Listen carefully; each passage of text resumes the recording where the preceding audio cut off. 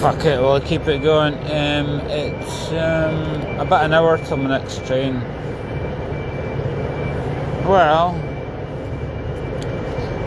we wanted to top up the tan, but see all those it's starting to blister. It's the hogweed, dangerous to the skin, very bad for the skin. So we wanted the tan, but it's quite painful. But at the end of the day, no pain, no gain, whatever. Anything. So essentially, what happened was I was sitting at the on Sauchiehall Street there, and a guy comes up to me and he goes, "That fucking bike! Where'd you get that bike, dude? Where'd you get that bike?" I'm a road racer. Back in the day, I was a road racer. I had a nice wee interaction with him. It's interesting when you sit there and you say a certain word. Graham O'Brien, all you need to say is O'Brien, boom, he's already all get it. If you meet somebody that knows the shit and he's like, yeah, it's not about the bike, but it was about the bike, because he said, "Where'd you get that bike? That's kind of rare." I said, "It was only 150 quid. I bought it on eBay about 20 years ago, maybe. 150 quid, and I still blasted some gig rides on it." And he was like, "Yeah." So there was a bit of the mutual appreciation society there, right? The guy goes, Scottish dude, 67, same age as Bruce Dickinson. Oh yeah, oh the synchronicities. Oh yeah. Anybody getting this? Well, I did a fucking rave dance up at the. I could fucking set the. I could just prop the. Let's try it, right? I could prop the thing and do a fucking rave at the bullet there, do a wee fucking a few moves, you know what I mean? Like, I'll get to Maiden in a minute, but the guy with the spiky hair, 67 years old, cool dude, and he was like, "Oh, I'm a road racer," and obviously veteran. But he was telling me it was something to do with, like, he had raced with or rode with Wiggins. He's like, he's shite on the hills. I could blow him away on the hills, even older than him. So does that speak to the coddling of the rap, any of these elite athletes? They are good, but they're specialists. They have needed to be good in certain areas, but as they come into their winning season, they have to specialise in one area. I could talk about that. I could talk about the cycling and the sense that it's a team sport, but it's also individual. That's a dichotomy as well. And the game of chess on wheels, it's an individual sport. Yet a lot of people that don't follow cycling probably don't understand it. There's a lot of elements. It's an individual sport, yet it's. And of course, we had the famous "shut the fuck up" noise pollution. Shut up. When he's doing we had the competitiveness between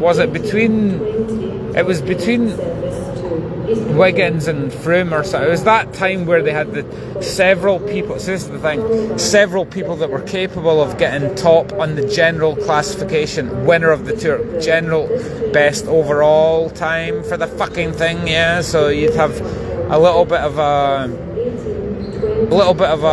conflict there, because what you have is, like, I don't know how many riders, 9, 10, 11 riders, how many in a tour, right? And you get to the point where you go, we have to have a team leader. You see all the domestiques and all the you got sprinters, domestiques, the guy that's vying for the overall.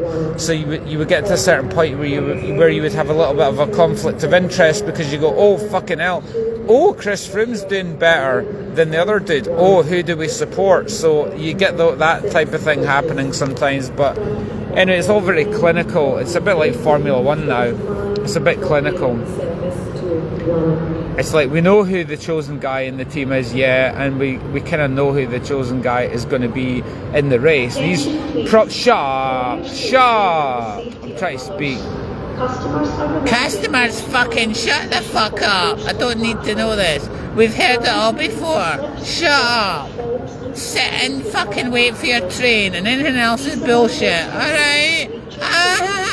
yeah, that's what it is, yeah, ooh, yeah. Thank you for saying it, sorted, shove a dildo up my pussy.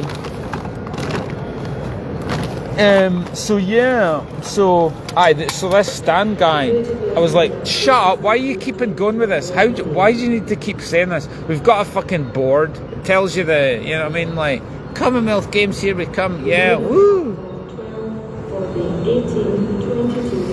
I'm doing the National Gravel Championship. That speaks to what I was saying about when I was talking to this guy. Proper road racer, dude. Proper road racer, dude. It's like, I think he's probably he's a veteran guy. He probably talks to he is the guy that probably, he didn't give much away, and again, that's how I knew he was the real deal, because he didn't even tell me his real name. But I was like, this guy knows the shit, and he said that he's probably a guy, I don't know how they do it, they probably have some guy, it's a bit like the sound check, shut up, the next train to fucking fuck off. I can which train it is, yeah, I've got a board, and I can look up at it, I don't need your fucking stupid voice, and I cut with it. That's something that they've got to die out, is the tannoy announcements. Nobody even listens to it anyway, so shut the fuck up. Nobody listens to it. Why does nobody listen to it? Because I'm fucking speaking, and I'm the most important person in this room, alright? So shut the fuck up, alright? Dave's talking about his assault on the National Championship in the fucking afterglow of Iron Maiden 50th anniversary Edfest. Ooh, so Jink, I need to care what you have got to say, so shut the fuck up. Okay, have I made myself clear? Yeah. So I was saying, I think he's a veteran dude, and he probably wrecked again, like the roadies or the guitar techs that test the guitars. He probably guns up the mountain on a bike and goes, you'll need a fucking 38, 32 cog on it. You'll need a 34 because, you know. But he seemed like the real deal. But he was telling me, I like your bike, and I was like, yeah, cool. And I was talking about my escapades and COVID and all that. As the top motherfucking, do I have to fucking say that? As the top fucking cycling motivating fucking local cycling influencer, and we talked about focus, and he's like, right, how'd you he says, ditch the headphones, dude, you know, and I was like, yeah, David Goggins, and he laughed, and knew exactly what I was talking about, because David Goggins is very much against headphones. You shouldn't need it, you know. It's the whole point of a bike ride is you battle your demons, and it's you against the world and us against the world, and you have the headphones, and you shouldn't need them. So we had a wee discussion about that. I said, I know I need to get fully focused. I said, just the wee weekend off there, see Maiden, and drinking too much. And quite drunk just now as well, which is quite nice, isn't it? But we're going to have to sober up, and the next 4 or 5 weeks is going to be fully ramping it up, fully focused. So no headphones, I would agree with that. No headphones, fuck it, you don't need it. Too much of a distraction. Just get fully focused and kick ass. Came at the fucking, and we were talking about gravel whatever gravel the people that win it are just road races with supreme fitness. All you need to do, you don't need to be a top descender, you just transfer the road fitness to the gravel. You can't with the fuck I mean, like. But speaking on going back to the Maiden thing,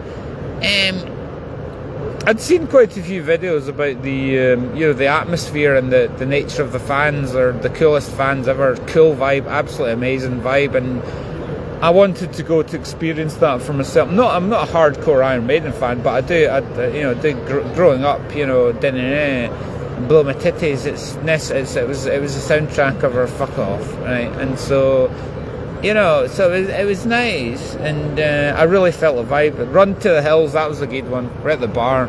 I got them going at the bar. What can I say? I didn't get them going. Bruce Dickinson got them going, but I get on and Run to the Hills, and it's like, just the vibe, everyone's into the music, and it was really quite rocking. I'll just finish with this, right? I was really blown away by how good they actually were. Watched some of the support. I didn't get to see all my Airborne, but Darkness, he was good, he was funny, he was good, he was on form. Audience participant, to quote Status Quo, very, very appropriate that I mentioned Status Quo, considering Nebworth back in early 90s, was it? 91 or something?